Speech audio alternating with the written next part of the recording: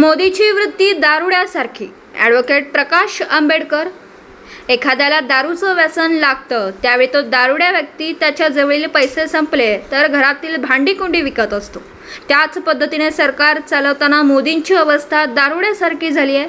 ते आज सगळ्या सरकारी मालमत्ता कारखाने विकतायत, असे ॲडव्होकेट प्रकाश आंबेडकर मिरज येथील सभेत बोलत होते. सांगली लोकसभा मतदारसंघाचे अपक्ष उमेदवार विशाल पाटील यांच्या प्रचार सभेत बोलताना ॲडव्होकेट प्रकाश आंबेडकर म्हणाले की नरेंद्र मोदी देशांमध्ये स्वतःला हुकुमशाही घोषित करू इच्छितो. त्या दृष्टीने त्याची वाटचाल चालू आहे. देशामध्ये अराजकता माजवण्याचं काम भाजप सरकारने केलं. जातीमध्ये आणि समाजामध्ये तेढ पसरवण्याचं काम नरेंद्र मोदी यांच्या नेतृत्वाखाली सरकारने गेल्या 10 वर्षात केलंय. विशाल पाटील सारख्या तरुण तडफदार उमेदवाराला, ज्याला सामाजिक प्रश्नांची जाण आहे, त्याला संसदेत पाठवणं गरजेचं आहे. त्यासाठी सांगली मतदारसंघातील मतदारांनी विशाल पाटील यांना भरघोस मतांनी निवडून देण्याचं आवाहन ॲडव्होकेट प्रकाश आंबेडकर यांनी या ठिकाणी केलं. आपण शहराच्या भाषेमध्ये बोलायचं झालं तर बाजारामध्ये दादा फिरतो, तो वसुली करतो दुकानदाराकडून चहा पाण्यासाठी आणि आपली संघटना चालवतो, अशी असणारी परिस्थिती आहे. पंतप्रधानाचं कार्यालय जे मानवतेचं कार्यालय असलं पाहिजे, दिलासा देणारं कार्यालय असलं पाहिजे, सहानुभूतीदारक कार्यालय असलं पाहिजे. हे आता काही राहिलेलं नाही, तर हे वसुलीचं कार्यालय झालंय हे आपण लक्षात घ्या. ईडीच्या मार्फत, सीबीआयच्या मार्फत, पोलिसांच्या मार्फत धमक्या देण्यात आल्या. नुसत्या धमक्या देण्यात आल्या नाही तर काही जणांना अरेस्ट करण्यात आली. आणि तुम्ही हे बॉन्ड विकत घेणार असाल आणि आमच्या पक्षाला देणार असाल तर आम्ही तुम्हाला सोडतो, नाही तर तुम्हाला आतमध्ये टाकतो, अशी असणारी परिस्थिती आहे. मी आपल्याला विचारणार आहे की पंतप्रधानाचं कार्यालय हे मानवतेचं कार्यालय पाहिजे की इथला सरळ वसुलीचं कार्यालय पाहिजे, याचा निर्णय आपल्याला 5 तारखेला करायचा आहे, हे आपण लक्षात घ्या. 7 तारखेला आपल्याला करायचं आहे, हे आपण लक्षात घ्या. आणि आपल्या मतावरती उद्याचा भारत कसा राहणार हे आपण लक्षात घ्या. 4 महिन्यापूर्वी राज्यसभेमध्ये एक प्रश्न विचारण्यात आला होता. त्या प्रश्नाचा आशय असा होता की 2014 ते प्रश्न विचारेपर्यंत 2014 ते प्रश्न विचारेपर्यंत भारतातल्या किती नागरिकांनी भारत देश सोडला आणि सोडताना त्यांनी नागरिकत्व सोडलं का, याचं उत्तर द्या. नुसता देश सोडला असता तर मी समजू शकलो असतो, पण त्यांनी प्रश्न असा विचारला होता की त्यांनी नागरिकत्व सोडलं का, हा विचारलेला प्रश्न होता. 2014 पासून ते प्रश्न विचारेपर्यंत शास्त्राचं उत्तर आलं. आणि शास्त्राचं उत्तर आलं की 17 लाख कुटुंब,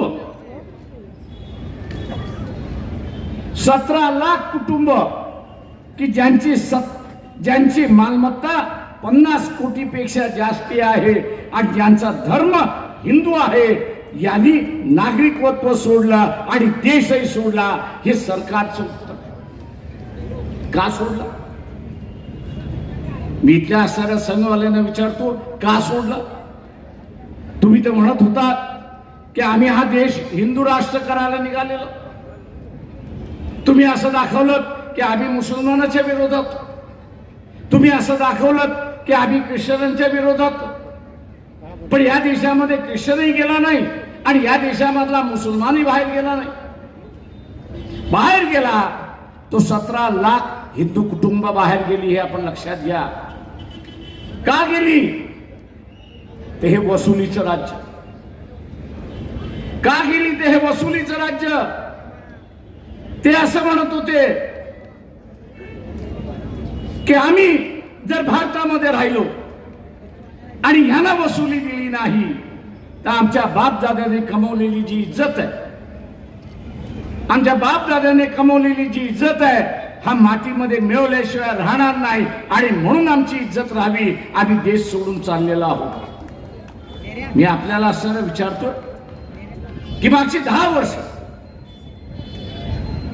जे आपण भारतीय जनता पक्षाला सत्ता दिली तर या देशात माणसं बाहेर काढण्यासाठी आपण सत्ता दिलीत का? आणि मी आता भारतीय जनता पक्षाच्या कार्यकर्त्यांना आणि RSS वाल्यांना विचारतो की तुम्ही कुठल्या तोंडाने असताना म्हणताय की मोदीला पुन्हा 5 वर्ष द्या? तुम्हाला लाज वाटत नाही की या देशातला नागरिक की जो हिंदू आहे स्वतःची असणारी इब्रत राखण्यासाठी स्वतःची इज्जत राखण्यासाठी त्याला तुम्ही मजबूर केलं की त्यांनी देश सोडावा, नागरिकत्व सोडावं आणि पुन्हा तुम्ही असं म्हणताय की 5 वर्ष आम्हाला द्या. कशासाठी द्या? माझं हे उत्तर जर खोटं असेल तर माझं आव्हान आहे इथल्या असणाऱ्या संघवाल्यांना, तुम्ही कधीही सांगा, कुठल्याही प्लॅटफॉर्मवरती बोला, तुम्हाला तुमचंच उत्तर राज्यसभेमध्ये दिलेलं जे आहे ते मी दाखवायला तयार आहे. ही आकडेवारी माझी नाहीये, ही सरकारची आकडेवारी आहे.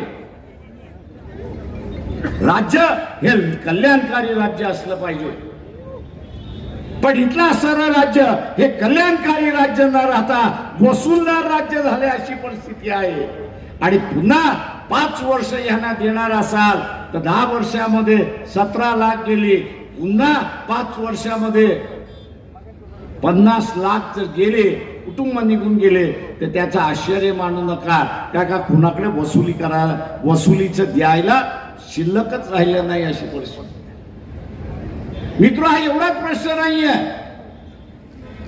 मागच्या 10 वर्षामध्ये आकडेवारी दिली, पण 1950 पासून 14 पर्यंत या देशामध्ये किती लोक नागरिकत्व सोडून घेतली तर फक्त 7,000 गेली. 50 पासून ते 14 पर्यंत 7 वर्षाचे 7,000 गेले आणि ज्यांचं वय काय होतं 7 वर्षाच्या वरती होतं अशी परिस्थिती. म्हणजे नॉन बीजेपी सरकार ज्यावेळेस होतं त्यावेळेस लोक देश सोडून जात नव्हते, परंतु भारतीय जनता पक्षाचं सत्ता सरकार आलं आणि इथे हिंदू भारतीय जो आहे तो देश आणि नागरिकत्व दोन सोडून चाललेला आहे. असं राज्य तुम्हाला पाहिजे का? हा सवाल मी आपल्याला असताना या ठिकाणी विचारतो. दुसरा महत्वाचा आहे, दिवसभरातील घडामोडींचा आढावा घेण्यासाठी पाहत रहा N24 मराठी न्यूज चॅनल.